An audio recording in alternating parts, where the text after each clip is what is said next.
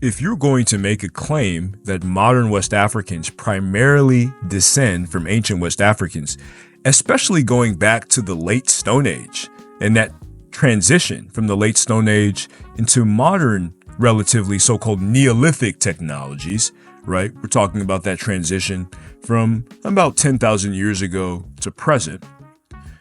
Without that understanding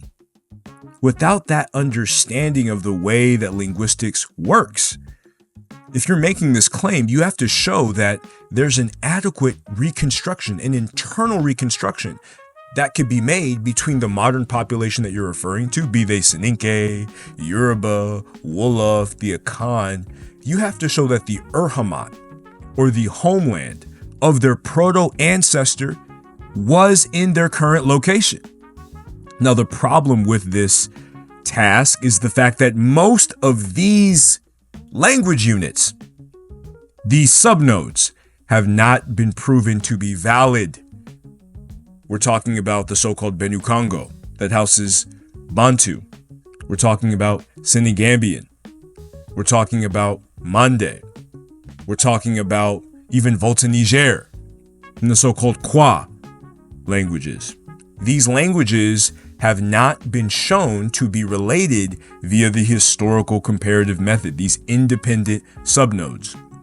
So you can't prematurely make claims that the Igbo or the Yoruba or, the Soninke, the Songhai are primarily descended from their ancient ancestors or the ancient inhabitants of their local regions solely using mass comparison-based methods like glottochronology that predicts that the rate of sound change is constant.